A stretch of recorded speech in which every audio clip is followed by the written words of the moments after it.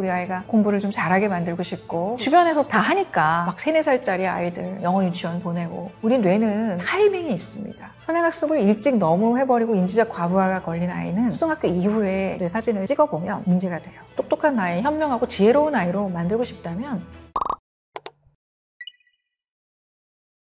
학업량 정말 많죠. 대치동 학원가만 가도 초등학생들이 밤 10시까지 짜투리 시간에 편의점에서 컵라면으로 때우고 그 다음 학원 가고 그 다음 학원 가고 엄마들은 이제 라이드 하려고 대로변에 쫙 차 있고 가방이 너무 무거워서 어깨 축 처져가지고 다니는 거 보면 정말 대치동 도곡동 그 근처에 사시는 우리 동료 소아정신과 선생님들이 너무너무 불쌍하고 안타깝고 소아정신과 의사로서 이 문제를 어떻게 해결해야 될지 모르겠다고 걱정을 하시는 분들이 참 많아요. 너무 어린 나이에 이런 현상들이 정말 심각한 것 같긴 합니다. 뇌라는 거는 재충전하고 외웠던 거, 공부했던 걸 정리하는 시간이 필요해요. 근데 그 시간이 바로 휴식 시간입니다. 근데 그 휴식 시간은 수면을 통해서 하는 게 가장 좋아요. 릴렉스하고 스마트폰을 보면서라든지 게임을 하면서 쉰다고 하는 아이들도 있지만 사실은 이것 또한 뇌가 계속 일을 하고 있는 거기 때문에 가장 좋은 건 휴식을 적절하게 취하고 가장 친밀하고 편안한 사람과 함께 정서적 교류를 나누면서 쉬는 게 가장 좋습니다. 근데 그 시간 전혀 없이 계속 공부, 밤 12시, 1시까지 그럴 경우에 뇌는 과부하가 걸리는 것이죠. 그래서 공부 양은 엄청나게 많은데 정작 학습의 결과물은 썩 좋지 않은 아이들을 주변에서 드물지 않게 보실 수 있을 거예요. 많이 집어넣기는 하지만 그거를 정리하고 자기 거화시키는 시간이 희생되기 때문이 아닐까라고 생각을 합니다. 그래서 아주 조기에 어머님들이 아이를 빨리 공부를 좀 잘하게 만들고 싶고 우리 아이가 성공하는 아이로 만들고 싶은 욕심에 선행학습들을 시키는 경우가 있고 주변에서 또 다 하니까 아이만 뒤처지면 또 안 되니까 상대적인 거니까 불안해지셔가지고 또 이 학원 저 학원 알아보고 우리 아이도 저기 보내야 되는 거 아니야? 그러면서 이제 막 3, 4살짜리 아이들 영어 유치원 보내고 학습지도 난이도가 있는 초등학교 거 막 시키시고 이제 그런 분들이 있는데 그런 선행학습의 폐해가 바로 그런 것이에요. 우리가 뇌는 너무 공평해서 건물로 치면 정서적 뇌, 피질하 구조가 탄탄하게 받침을 해줘야지 인지적인 능력을 발휘할 수 있는 피질이 그 위에 잘 쌓이고 빛이 날 거 아니겠습니까? 근데 피질하 구조가 부실하게 되는 것이 바로 쉬지 못한다던가 정서적인 어떤 충족감이나 안정감이 희생된다거나 거기에 부실 공사가 생겨버리면 결국은 어느 시점에서 무너져 버리는 건축물처럼 문제가 생길 수가 있다는 게 가장 심각한 그런 현상입니다.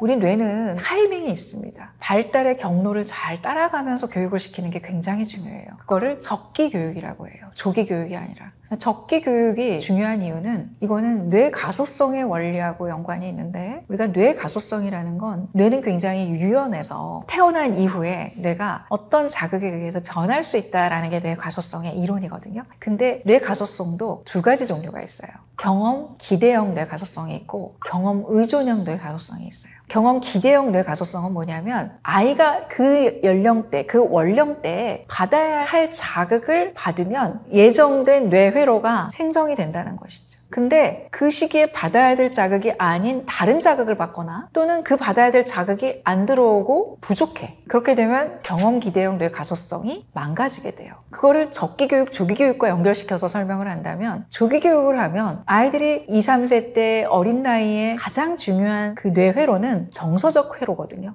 정서적 안정감을 관장하는 뇌 영역이 탄탄하게 견고해져야 돼요. 근데 그 부분이 부실해져요. 조기 교육을 해버리면 아니 인지 발달이 아직 전두엽이나 피질이 제대로 작동하고 있지 않고 그게 지금 발달할 때가 아니거든. 그런데 거기에 막 외우라고 그러고 앉아서 막 40분간 영어 단어를 암기해야 되고 뭔가 인지적인 과제물을 자꾸 아이한테 주게 되면 아이는 정서적으로 받아야 될 자극이 기대되지 않는 것들이 들어오면서 뇌 가소성이 제대로 이루어지지 않게 된다는 거, 정서적 뇌가. 근데 적기 교육을 한다면 비록 우리 옆집 3살짜리 아이보다 영어 단어 하나 못 외고 사과를 애플이라고 말은 못해도 어린이집 가서 또래 애들하고 즐겁게 소꿉놀이 잘하면서 놀고 엄마 아빠랑 부비부비 하면서 사랑받으면서 플레이를 아주 신나게 하는 아이의 뇌는 먼 훗날 자기주도적 학습을 할 수 있는 그런 아이가 되는데 선행학습을 일찍 너무 해버리고 인지적 과부하가 걸린 아이는 정서뇌가 이제 부실한 것이 언제 드러나냐면 초등학교 이후에 문제가 돼요. 바로 경험 기대형 뇌 가소성에 문제가 생겼기 때문에 와르르 무너지게 되는 것이죠. 공부 하나도 안 하게 되고 우울하고 위축돼 있고 불안하고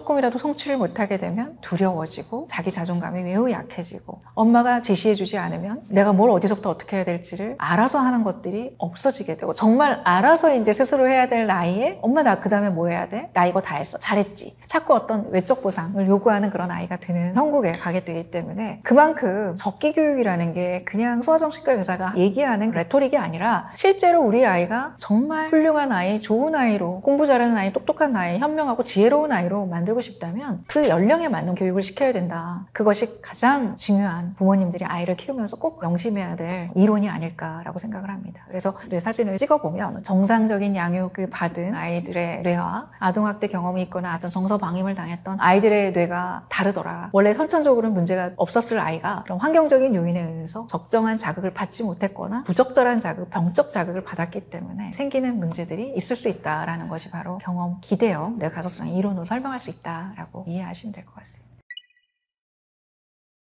진료받던 환자 중에 이런 아이가 있었어요. 만으로 4살 아이인데 영어 유치원을 다니고 있었고 악기를 2개를 하고 있었어요. 아직 유치원생인데. 근데 그 아이가 소변을 잘 가리던 애가 갑자기 소변을 막 유치원에서 줄줄줄 싸고 밤에도 막 야뇨증도 있고 그렇다. 자다가 깨서 막 놀래서 울고 야경증도 있다라고 하시면서 병원에 데리고 온 사례가 있었어요. 아이의 스토리를 들어보니까 유치원에서 영어만 써야 되는 거예요. 근데 이 아이의 특성상 기질이 굉장히 예민하고 불안도가 높고 조심성이 많은 기질을 갖고 태어난 아이였어요. 근데 그 아이가 화장실 가고 싶어요 라는 소리를 I wanna go to the bathroom이 안 나와가지고 계속 말을 못하고 그냥 그 자리에다가 소변을 지려버린 거죠. 이 아이는 영어 유치원만 가면 한국말을 쓰지 못하고 영어 단어 생각해야 되고 언제 무슨 테스트 상황이 올지 모르고 생리적인 현상도 해결할 수 없는 상황이 될지도 모른다는 그런 불안감 때문에 너무 긴장도가 높은 거예요. 늘 텐션이 올라가 있는 거예요. 여기서의 텐션은 늘 불안한 텐션. 제 처방은 영어 유치원 바로 끊으시고 그냥 일반 유치원 보내셨으면 좋겠다. 그리고 악기도 현악기만 2개를 하고 있었어요. 그래서 둘 중에 하나는 끊게 했고 애가 피아노를 치고 싶다 그래서 피아노를 먼저 치는 게 좋지 않겠냐 뭐 이제 그런 이야기도 하고 환경을 바꿔줬습니다. 그런 아이 같은 경우에는 영어 유치원이 그렇게 도움은 되지 않는 것이죠. 하지만 일반적인 기질의 아이, 순한 기질, 편안한 기질, 보편적인 그런 아이라면 영어 교육을 영유아기 때 하면 원어민처럼 발음도 좋고 또 아이가 문제 해결 능력도 좋아지고 영어 능력이 영어 유치원을 다니지 않은 아이보다 좋을 확률은 훨씬 높은 건 사실이에요. 그건 영어 교육학자들도 말씀들을 많이 하시기 때문에 그걸 부인하고 싶지는 않지만 저희한테 찾아오는 아이들은 도움이 필요한 아이들이다 보니까 그런 아이들한테는 영어 유치원을 선뜻 권하지 않게 되는 게 사실이에요. 영어 교육을 일찍 시키는 것보다는 모국어를 통해서 부모하고 정서적인 교류를 안정적으로 만드는 게 중요하고 그리고 또 사회성이 질적으로 약간 떨어져 있는 아이들은 알파벳 그런 데에 꽂혀 있는 아이들이 있거든요. 그런 경우에 영어 유치원을 일부러 보내시는 경우가 있어요. 우리 아이가 영어를 너무 좋아해요. 그래서 영어 유치원을 갔는데 맨날 영어만 하고 집에 와서도 엄마한테 계속 엄마 이게 뭔 줄 알아? 그러면서 계속 퀴즈만 내. 그리고 일반적인 어떤 대화가 자꾸 문제가 생긴다고 한다면 그런 경우에는 영어적인 교육을 오히려 축소시킬 필요가 있다. 그거를 물론 영어도 잘하고 모국어도 잘하는 애가 된다면 왜 안 시키겠습니까? 근데 사회성의 영역이 조금 더 손해를 볼 가능성이 높거든요. 그런 아이들은 한국어로 얘기하보다는 모든 거를 영어로만 대화를 하려고 하는 아이들은 밸런스를 맞춰주기 위해서 오히려 국공립 그냥 일반 유치원을 보내시고 영어는 따로 그냥 엄마하고 시간을 정해서 함께 상호작용 속에서 하시면 더 좋다라는 말씀을 드리고 싶습니다.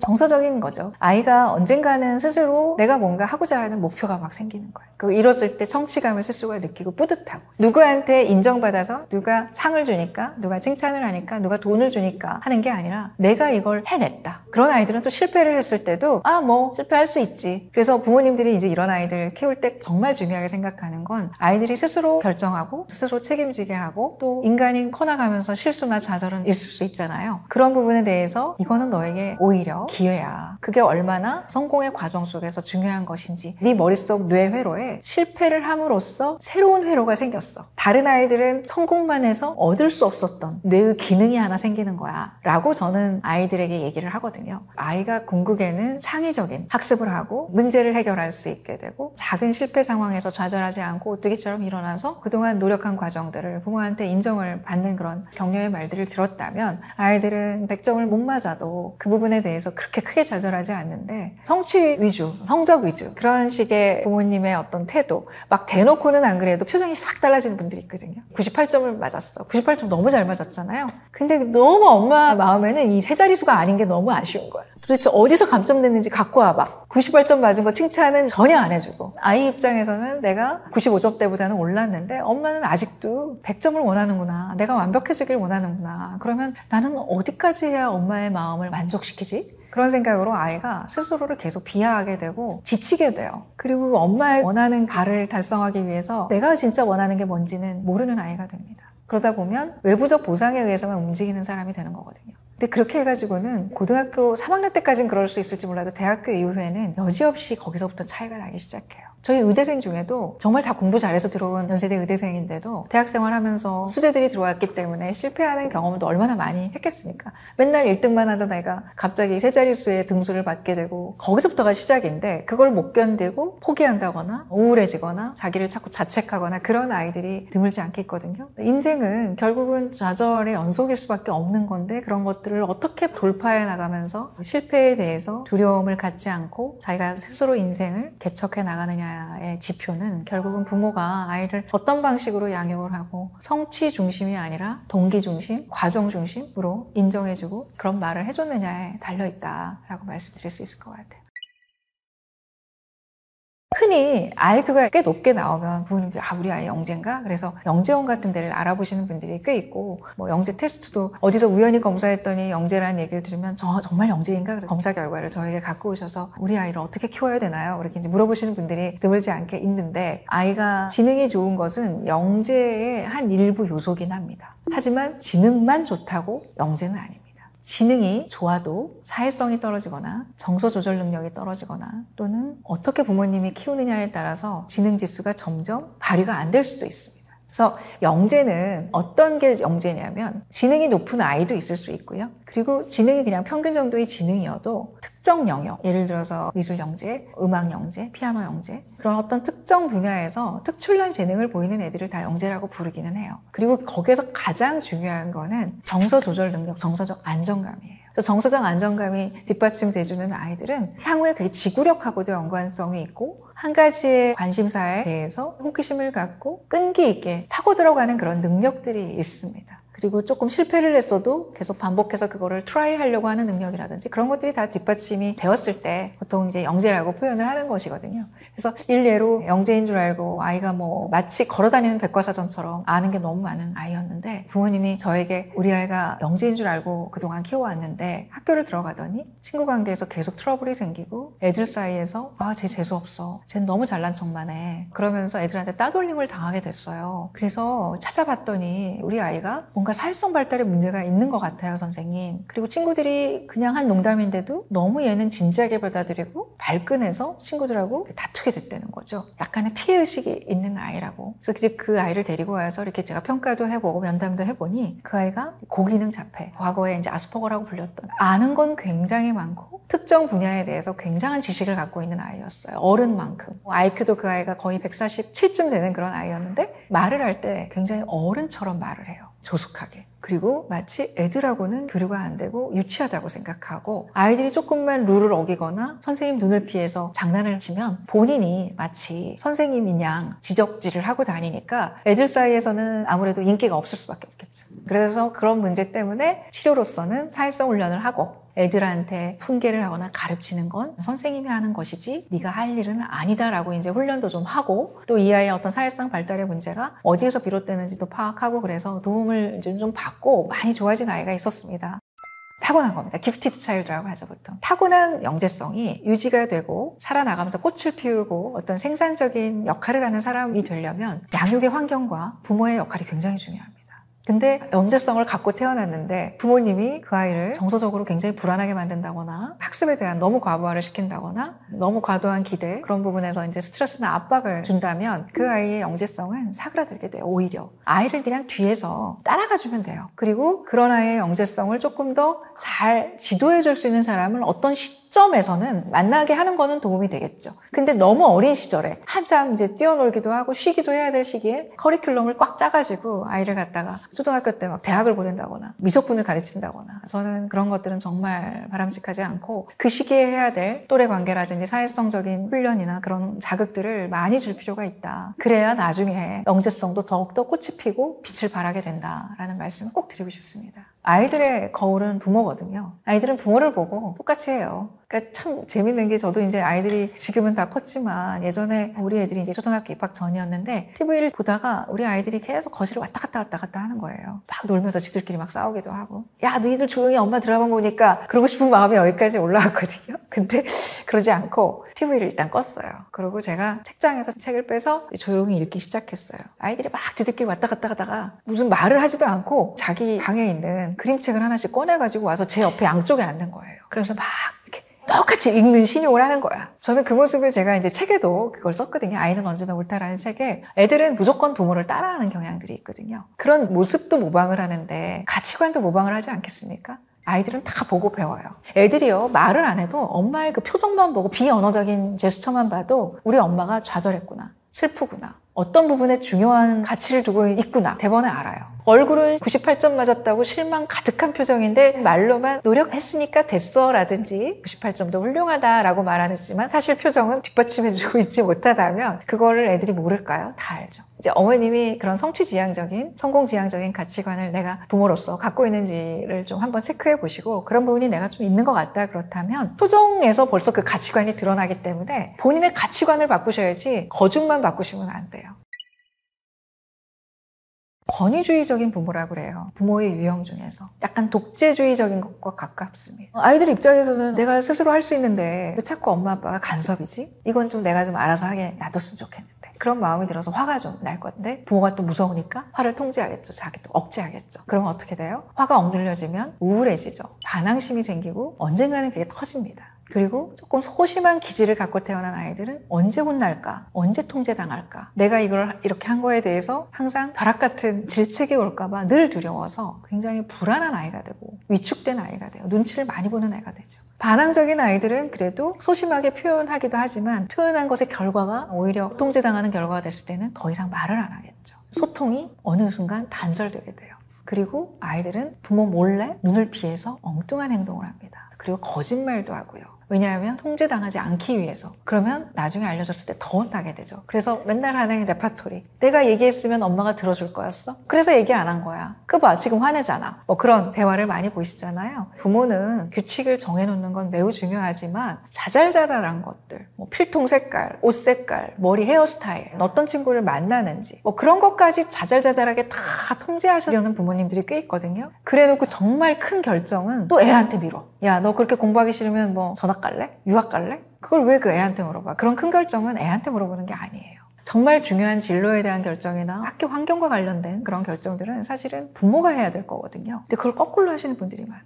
아이들의 정신건강은 결국은 사회의 하수구다. 그런 표현들을 씁니다. 사회가 어떤 사회냐에 따라서 결국은 가장 정확하게 그 사회의 병폐를 제일 먼저 맞닥뜨리게 되고 영향을 받는 존재들은 어린아이들이다. 우리가 코로나 때도 사회가 셧다운이 되고 모든 아이들이 어린이집을 못 가고 또 엄마 아빠가 마스크 쓰고 다니고 아이들의 발달에 문제가 생기고 가정 전체가 우울해지고 우울해지다 보니까 부모가 아이하고 제대로 놀아주지도 못하고 애들하고 계속 또 집에 있다 보면 계속 다투게 되거든요. 그런 식으로 사회의 문제가 결국은 아이들이 가장 영향을 많이 받는 존재라는 걸 사회가 좀 알았으면 좋겠다. 어떻게 보면 힘없는 아이들은 사회에 의존적일 수밖에 없기 때문에 가정이 변하고 사회가 변해야 아이들이 변할 수 있다는 그런 견지를 항상 유지했으면 좋겠다는 것이고 그런 의미에서 부모님들께서 우리나라가 과도한 사교육과 교육열이 많기로 굉장히 유명하잖아요. 이것이 우리 아이들의 정서나 사회성 부분에 있어서 얼마나 그 부분이 희생되고 있는지를 부모님들이 인식하고 부모 교육도 좀 받고 어떻게 우리 아이를 양육해야 하는지를 공부하고 깨닫고 하신다면 우리 아이들이 조금 더 정신적으로 안정적이고 건강한 그런 삶을 살 수 있지 않을까 그런 생각을 하면서 마치도록 하겠습니다.